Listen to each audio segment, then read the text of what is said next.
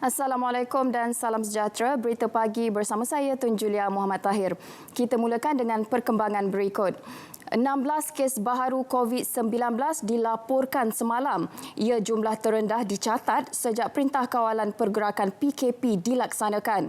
Ketua Pengarah Kesihatan Datuk Dr. Nur Hisham Abdullah turut memaklumkan terdapat 110 kes pulih dan dibenarkan discharge. Terdapat 16 kes baru yang telah dilaporkan, di mana 9 kes adalah di kalangan bukan warga negara Malaysia. Ini merupakan kes harian terendah yang pernah dicatatkan sejak kebelakangan ini. Ingin dimaklumkan juga daripada 16 kes baru yang dilaporkan hari ini, terdapat 3 kes import dan 13 kes penularan tempatan. Oleh itu, jumlah kumulatif kes positif COVID-19 di Malaysia adalah sebanyak 6,742 kes. Manakala jumlah kes aktif dengan kebolehjangkitan COVID-19 adalah 1,410 kes.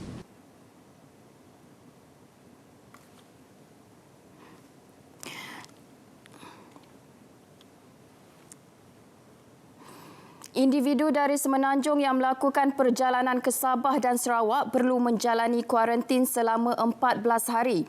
Jelas Datuk Dr. Nur Hisham, selepas selesai proses kuarantin dan disahkan negatif, individu tersebut akan dibenarkan ke kampung halaman masing-masing. Setakat ini kalau di Semenanjung memang tak ada kuarantin 14 hari sebab kawasan yang sama, tetapi mereka yang ke Sabah dan Sarawak ada kuarantin 14 hari. Jadi kuarantin 14 hari di Kuching contohnya ataupun di Kota Kinabalu. Dan mereka akan kuarantin untuk 14 hari dan sampel akan diambil. Kalau tak ada negatif, barulah dibenarkan pulang ke kawasan mereka. Dalam pada itu, Datuk Dr. Nur Hisham menjelaskan seramai 25,156 bukan warga negara telah disaring ujian COVID-19 setakat ini. 1,211 didapati positif dan 712 kes telah pulih. 3 daripada 495 kes yang dirawat masih di unit rawatan rapi. Berkuat kuasa serta-merta, polis bakal mengambil tindakan undang-undang terhadap mereka yang gagal mematuhi prosedur operasi standard SOP Perintah Kawalan Pergerakan Bersyarat PKPB. Tegas Menteri Kanan Keselamatan Datuk Seri Ismail Sabri Yaakob, ini bermakna tiada lagi nasihat atau amaran terhadap kumpulan berkenaan. Bagi mana-mana individu yang ingkar akan berdepan tindakan mengikut Akta 342. Banyak kes yang melibatkan ketidakpatuhan sewaktu pemeriksaan dilakukan. Tetapi seperti yang saya sebutkan, di fasa ini pihak PDRM hanya memberikan nasihat dan amaran. Kita telah memutuskan bahawa fasa nasihat dan amaran berakhir. Oleh itu, pihak PDRM diberikan kuasa untuk mengambil tindakan undang-undang terhadap mereka yang gagal mematuhi peraturan dan SOP di bawah PKPB ini. Pasukan khas operasi pematuhan yang diketuai PDRM telah membuat 53,250 pemeriksaan. Mengulas maklumat peribadi yang perlu dicatat orang ramai sebelum memasuki premis, Datuk Seri Ismail Sabri berkata langkah itu bertujuan sebagai rekod bagi memudahkan Kementerian Kesihatan mengesan kontak langsung sekiranya berlaku jangkitan. Ini untuk menjaga keselamatan pengunjung itu, supaya kalau ada berlaku COVID positif di dalam restoran tersebut, mereka boleh dapat tahu tarikh sekian-sekian siapa yang datang. Jadi mereka boleh membuat tracing, membuat pengesanan supaya boleh kita bantu. Kita anggap mereka itu sebagai contact person tu supaya boleh kita check swab test dan sebagainya untuk mengetahui status mereka dari segi positif atau negatif COVID-19 ini. Sejak kelonggaran diberi melalui PKPB, premis yang ingin beroperasi diwajibkan mendapatkan maklumat pengunjung, memeriksa suhu badan dan melakukan penjarakan sosial. Operasi yang dilakukan pihak berkuasa bagi menahan parti bukan hanya dilakukan ketika negara melaksana PKP. Sebaliknya dijalankan sepanjang tahun. Tegas Datuk Seri Ismail Sabri, Malaysia mempunyai undang-undang yang jelas berkaitan parti sekaligus menepis dakwaan sesetengah pihak yang kerajaan sengaja melakukan operasi tersebut dalam situasi PKP. Selepas tamat PKP nanti pun, Ops parti juga akan berterusan. Jadi Ops parti ini tidak ada kena-mengena pun dengan PKP. PKP biasa. PKP 1, 2, 3 ataupun PKPB ini. Jadi perkaranya perkara biasa. Dan undang-undang mengenai kemasukan warga asing tanpa dokumen ke dalam negara merupakan undang-undang yang digunakan oleh seluruh negara di dunia ini. Saya percaya tidak ada negara di dunia yang memberikan kebebasan kepada rakyat luar tanpa dokumen untuk masuk ke negara masing-masing. Isu di Malaysia ini dihadapi juga oleh isu negara-negara lain. Dan saya tak dengar pun, mungkin ada, saya tak tahu. Tapi setahu saya, semua negara tidak membenarkan kemasukan pendatang-pendatang luar tanpa dokumen, dan biasanya yang masuk tanpa dokumen juga akan ditangkap dan diambil tindakan. 1,368 pendatang tanpa izin parti ditahan atas pelbagai kesalahan hasil operasi besar-besaran sekitar Pasar Borong Kuala Lumpur. Operasi meliputi seluruh zon di kawasan pusat Bandar Utara yang di bawah Perintah Kawalan Pergerakan diperketatkan PKPD.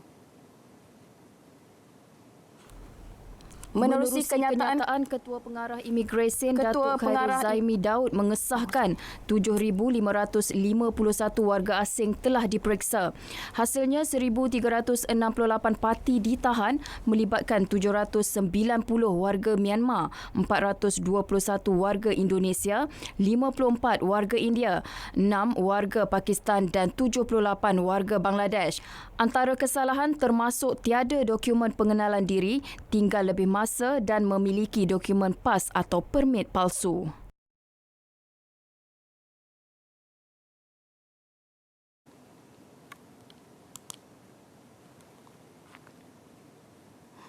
...43 gelandangan bakal memulakan kehidupan baharu di Perak selepas diterima bekerja dalam sektor perkilangan dan perladangan di Setiawan.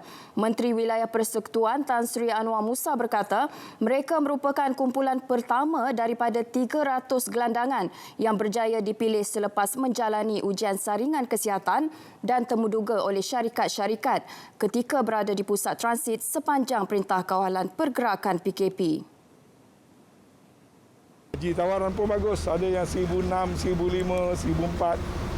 Bolehlah sebagai untuk permulaan kerjaya mereka ya.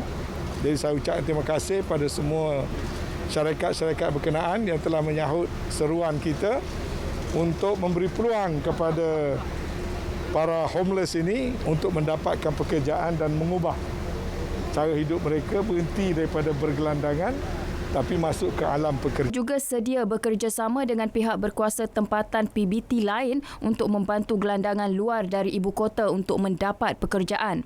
Tan Sri Anwar Musa ditemui selepas menyaksikan sesi pelepasan penempatan pekerjaan kumpulan gelandangan fasa pertama di ibu negara. Sebelum ini terdapat 9 majikan dikenal pasti. Antaranya Adabi Consumer Industry Sdn Bhd, Harta Lega NGC Sdn Bhd, Harumi Brands Sdn Bhd, Tot Bluff Sdn Bhd, Tesco Malaysia dan Transal Sdn Bhd yang memenuhi kriteria Jabatan Tenaga Kerja Wilayah Persekutuan Kuala Lumpur JTKWPKL serta memenuhi syarat SOP Kementerian Perdagangan Antarabangsa dan Industri MITI bagi menawarkan peluang pekerjaan. Prihatin membantu kerajaan dan rakyat, Bank Rakyat menawarkan pembiayaan khas sehingga RM300,000 bagi membantu usahawan perusahaan kecil dan sederhana PKS dan koperasi. Manakala RM50,000 juga ditawarkan untuk pembiayaan mikro bagi tempoh 69 bulan dengan penangguhan bayaran pembiayaan selama 9 bulan. Menurut Menteri Pembangunan Usahawan dan Koperasi Datuk Seri Dr. Wan Junaidi Tuanku Jaafar dalam satu kenyataan, langkah proaktif itu penting untuk kelangsungan PKS dan peniaga mikro. Manakala bagi usahawan wanita pula, pembiayaan 50 juta melalui pakej Biz Lady ditawarkan untuk mereka kekal dalam bidang perniagaan. Dalam pada itu, kempen pembiayaan peribadi I, Kami Bersama Anda, turut dilancar dengan jumlah pembiayaan sehingga RM200,000. Pajak gadai I Arahnu sehingga RM350,000 bagi pelanggan yang mempunyai barang kemas.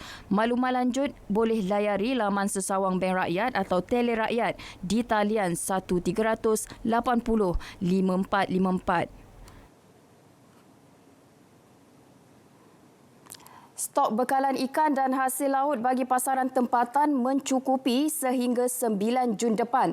Pengarah Institut Akuakultur Tropika dan Perikanan UMT, Profesor Dr. Muhammad Ikhwanuddin Abdullah berkata, bekalan ikan masih mencukupi sepanjang PKPB dengan stok 185,000 tan metrik berbanding keperluan semasa antara 150,000 hingga 155,000 tan metrik sebulan.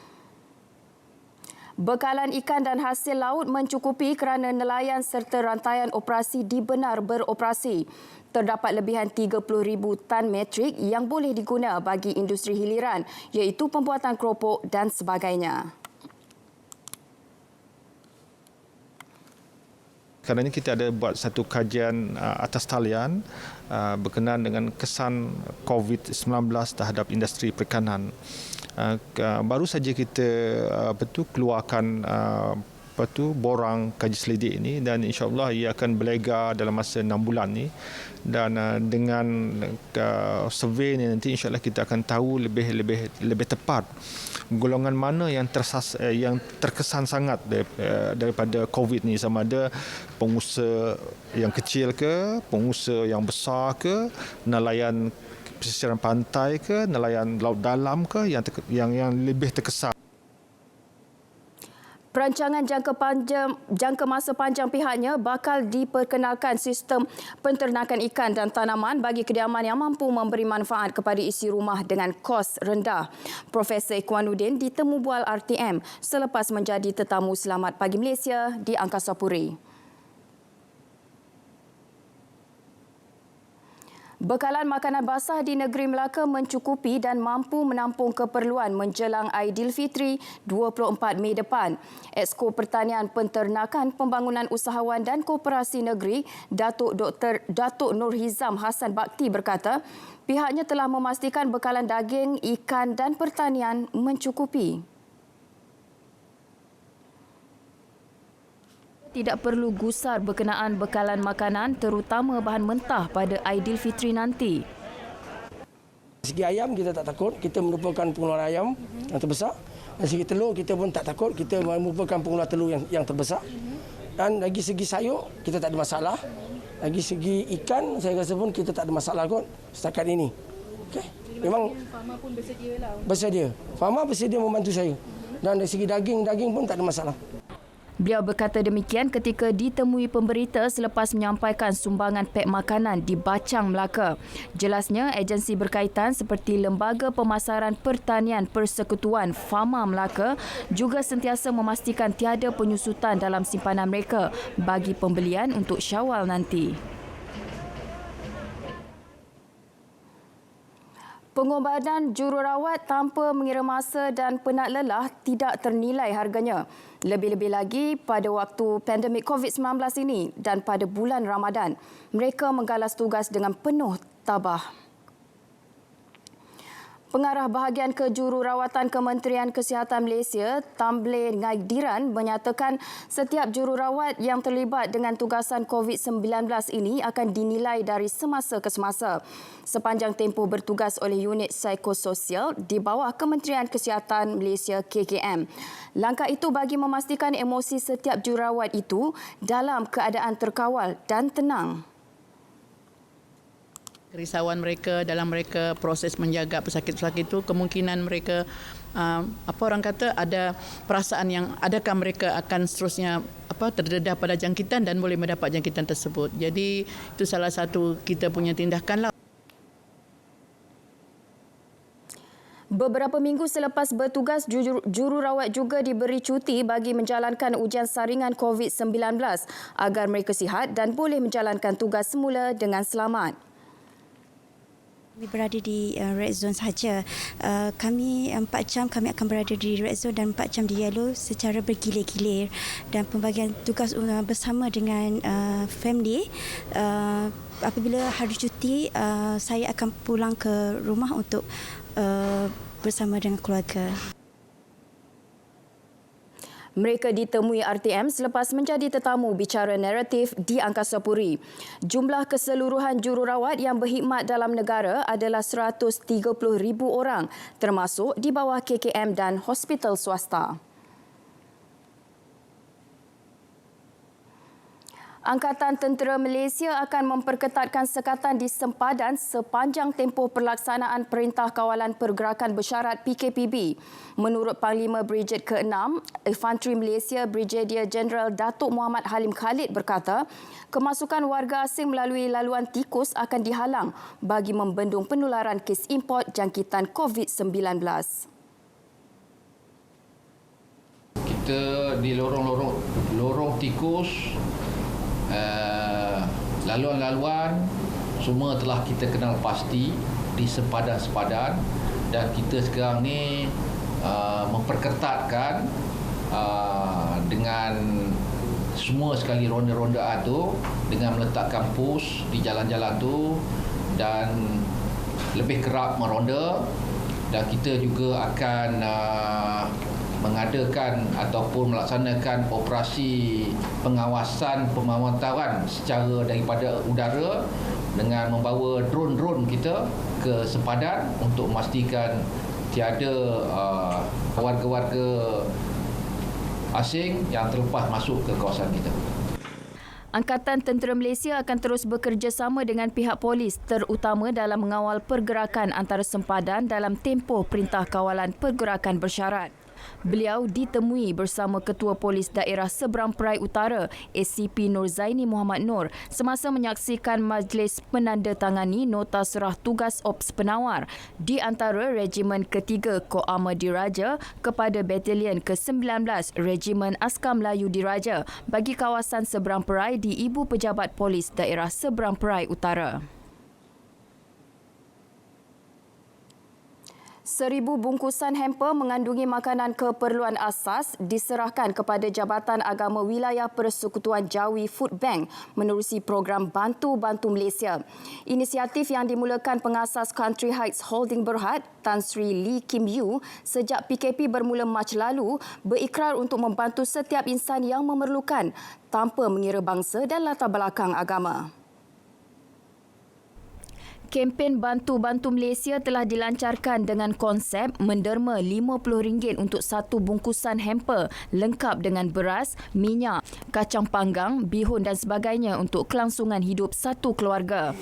Kalau kita ada RM50, macam mana mau pakai ini RM50? Boleh tolong satu keluarga. Kita mesti mau perpaduan. Perpaduan cakap untuk memikir. Malaysia ni kalau RM50 lagi boleh beli banyak itu essential punya food. Ini negara yang luar biasa. Kita mesti mahu ada confident. Itu saya tubuhkan ini warga Bantu Malaysia. Orang ramai yang ingin menyertai kempen ini boleh melayari laman Facebook Bantu Malaysia untuk maklumat lanjut. Penghujung Mac lalu, program tersebut telah menyerahkan 1.5 juta topeng muka dan PPE untuk kegunaan barisan hadapan melalui Jawi. Beliau bercakap demikian selepas menyerahkan simbolik bantuan tersebut kepada pengarah Jawi, Muhammad Ajib Ismail, di Seri Kembangan, Selangor. Pihak Jawi akan mengagihkan bungkusan-bungkusan tersebut kepada kumpulan sasar di seluruh wilayah persekutuan termasuk Labuan. Maknanya gabung jalin 3 projek besar ini, Jawi Food Bank, Sumbangan Masjid dan juga Surau Jemaat, dan sebenarnya program Dapur Itam telah pun melihatkan bahawa kolaborasi pelbagai pihak termasuklah Tan Sri Lee Kim Yew dan juga rakan sajik lain serta Jawi, Mawib dan juga Masjid dan Surau Jemaat telah melahirkan, menyuburkan satu usaha untuk kita membantu kerajaan mengatasi wabak COVID-19. Kedutaan Arab Saudi di Malaysia melalui pejabat atas agamanya mengagihkan kira-kira 15,000 pek makanan Iftar Khadimul Haramain Al-Sharifain, Iftar KHS di seluruh negara sempena Ramadan. Menurut atas agamanya, Kedutaan Arab Saudi ke Malaysia, Syekh Abdul Rahman Al-Rubain, sumbangan diagihkan kepada petugas barisan hadapan, rumah anak yatim, komuniti Rohingya, masyarakat asli dan komuniti Arab Saudi di negara ini. Usaha ini merupakan sumbangan tahunan Raja Arab Saudi Raja Salman Abdul Aziz untuk diagihkan ke negara Islam di seluruh dunia. Pada 23 April lalu, Raja Salman bersetuju menyediakan peruntukan tambahan 5 juta rial bagi menaja program berbuka puasa pada tahun ini di 18 negara Islam.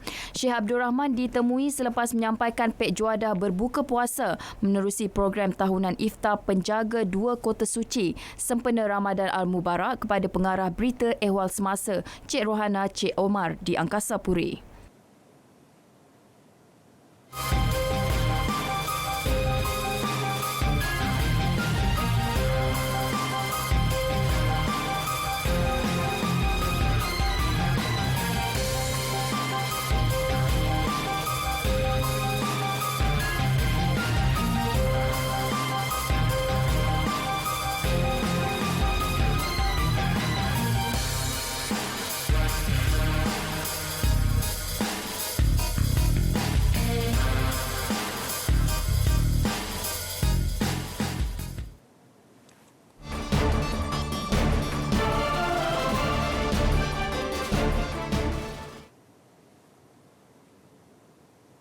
Perkembangan luar negara. Angka korban akibat COVID-19 di seluruh dunia terus meningkat sehingga meragut lebih 292,000 nyawa. Jumlah jangkitan pula mencecah lebih 4,334 kes. Amerika Syarikat menjadi negara paling teruk diancam virus maut itu dengan jangkitan melebihi 1.4 juta kes, manakala kematian melebihi 83,000 orang. Diikuti United Kingdom yang mencatatkan bilangan kematian kedua tertinggi dengan lebih 32,000 orang, manakala Sepanyol dengan jumlah jangkitan kedua paling banyak iaitu melebihi 269,000 kes. Virus maut itu telah merebak ke 212 negara sejak pertama kali muncul di China pada Disember tahun lepas. Pertubuhan Kesihatan Sedunia WHO menegaskan COVID-19 adalah virus semula jadi selepas Presiden Donald Trump mendakwa telah melihat bukti bahawa ia berasal daripada sebuah makmal di China. China mengisytihar 4,633 kematian dengan lebih 82,000 kes jangkitan COVID-19.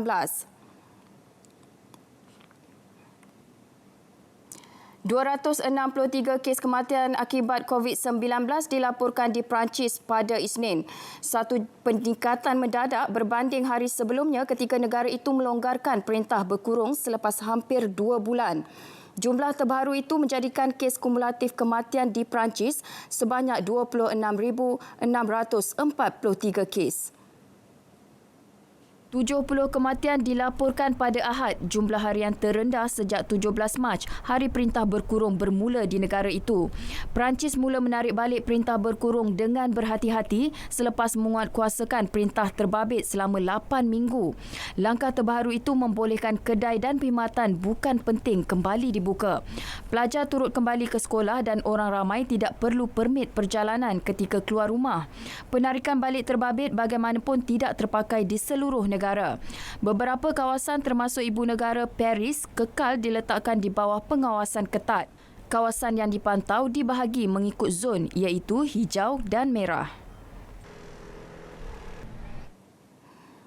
Sementara itu, Thailand melaporkan 2 kes baharu COVID-19 dan sifar kematian menjadikan jumlah keseluruhan kes adalah 3,017 orang dan dengan 56 kematian.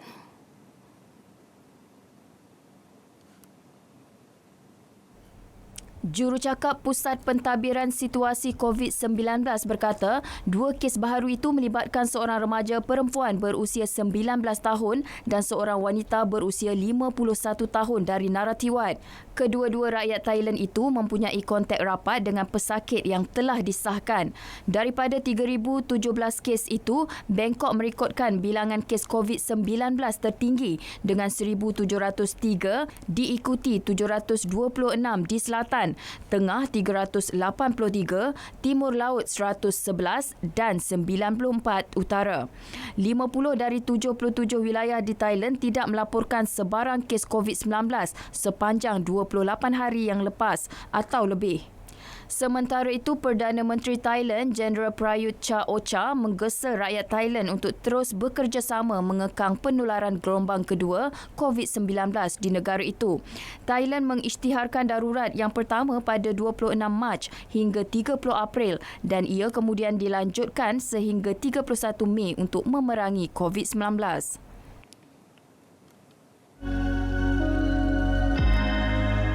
1 jam bersama Al-Quran dari Malaysia dan Indonesia ke seluruh dunia. Bersama-sama kita doakan keharmonian global dengan surah Al-Rahman. Rabu 13 Mei 12 tengah hari secara langsung di TV1. Apa yang perlu dilakukan? Ikuti dari rumah atau ruang kerja. Siapkan Al-Quran terjemahan serta ikuti siaran langsung di RTM.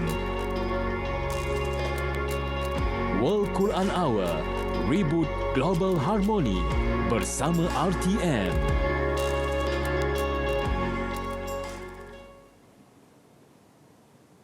Kita beralih ke perkembangan sukan. Formula 4 Asia Tenggara. Kejohanan itu bakal dipendekkan bagi kalender musim 2020 selaras dengan kelonggaran sekatan pergerakan di peringkat global.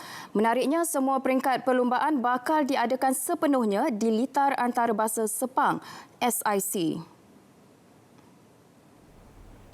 Pengumuman rasmi mengenai perkara itu sedang menunggu kelulusan daripada Persekutuan Automobil Antarabangsa FIA yang akan dihebahkan menerusi laman web rasmi Formula 4 Asia. Kejohanan 16 perlumbaan F4C 2020 menampilkan 4 acara di Sepang bagi meminimalkan risiko jangkitan COVID-19 dengan kos perbelanjaan serendah €40,000. Jurucakapnya Peter Thompson berkata peminat tidak akan terlepas mana-mana perlumbaan kerana semuanya akan disiarkan secara langsung dalam talian dan saluran Fox. Pada 2017, juara F4 dimenangi oleh pelumba Malaysia Nazim Azman yang kemudiannya meneruskan kecemerlangan dengan menjuarai kejohanan British F3.